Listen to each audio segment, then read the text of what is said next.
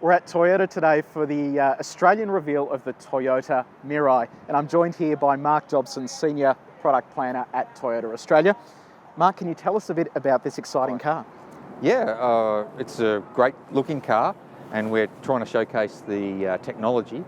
Obviously the car's called the Mirai, translated that means the future in Japanese. So not only has it got some really cool technology underneath, but we've tried to make a bit of a statement from the outside. Of course it looks like a normal car, but you know, there's cues here that says, hey, this looks a little bit more like the future, and so when people see it, they're going to say, oh, that's a bit different than what you normally have. So it looks like the future because under the bonnet here, we don't have a standard engine. In fact, That's you're right. not putting petrol anywhere in this. No, we're not. So how does this car work? Why is it different to a normal car? Okay, this car runs on hydrogen gas, okay? And in simple terms, we're converting the hydrogen into electricity. Yep.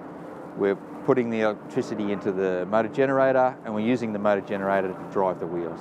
So what does it emit? It's not smoky gas, is it? Well, the hydrogen goes through the fuel cell stack, and when it combines with the oxygen on the other side, hydrogen and oxygen combine to make water, and the only thing that comes out of the tailpipe is water.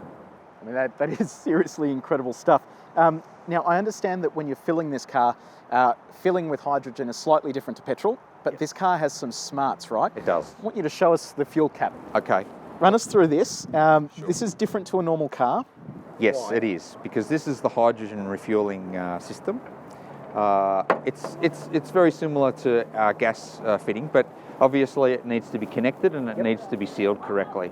And one of the really cool tricky bits is that there's infrared communication with the fueling system and the tank. And what that does is it is actually communicating the pressure and the temperature within the tank to make sure that you get the most efficient fill. And the fill takes approximately 3 minutes to put around 5 kilograms of fuel in, and that 5 kilograms will get you about 550 kilometres. That's incredible. When you consider charging a fully electric car can take overnight, this you just plug in and away you go. So I'm really interested to see whether this actually drives like a normal car. So can you take us for a spin? Sure, I'd love to. All right, let's go. Okay, so we're in the car now. Yeah. How do you start it? Is it just like a normal car? Just like a normal car. Foot on the brake, Yep. like a normal hybrid, and all we do is push the start button. And you'll see that the electronics come across. We get a system check, and as soon as the green ready sign is on, we're all good to go. Cool. All right, let's do this. You ready to go? Yeah, okay. All right, that's good. I'm excited. Right, so first thing I'm noticing here is that it's dead silent. It sort of reminds me of a Prius when it takes off on electric. That's right, and that's what it pretty much is, because it has that same drivetrain from a battery and drive. Yep. But the fuel it's using to generate the electricity is coming from the hydrogen. And how much range would one expect to get out of a car like this?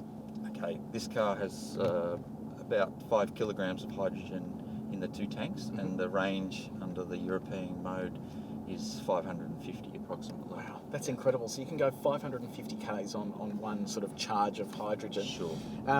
Is that obviously degraded the sort of harder you're driving? Same sort of thing as a regular car? Yeah, exactly. You know, the conditions under which you drive make a difference, and so you get different results. Yep.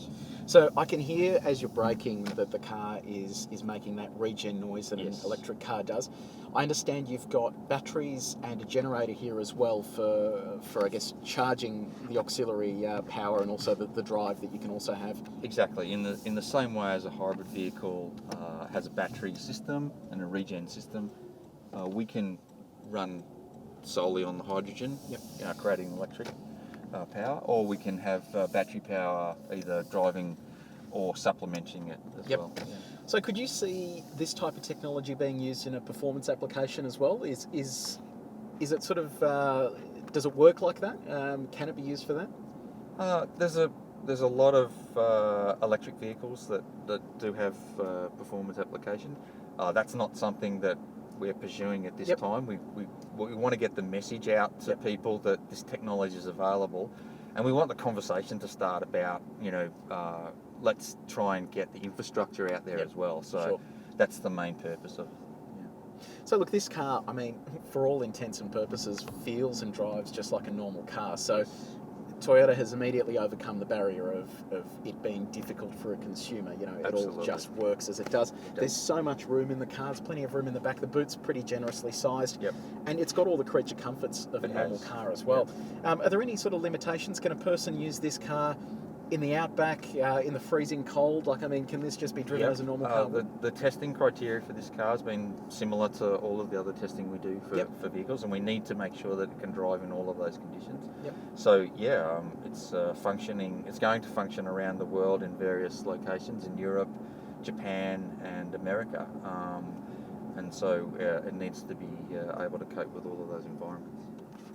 Okay, so one button I've noticed there next to the steering wheel is H2O. What does that button actually do? Okay, because the only emission out of this vehicle is water, if you want to get rid of the water vapour and so forth before you actually drive into your driveway and park your car or go to your apartment, you can push that button and it'll purge all of the water out of the car before you get there, Goes and to the toilet. it doesn't leave any water on your parking. And I guess that's good for really cold climates if you're going to be storing the car in a freezing environment, you'd have freezing or anything like that. Pool of ice. Absolutely. It wouldn't be handy. Thank you so much for that. It's the future of motoring, and it's so exciting that Toyota's actually brought this car to Australia for us to have a look at and go for a drive in. Yeah, I hope the public can see the benefits of it, and we can start the conversation about how we can roll the technology out. Absolutely. So there you go, the Toyota Mirai. I guess it's Australia's first proper fuel cell car, and hopefully we'll be seeing more of these on the roads in the not too distant future.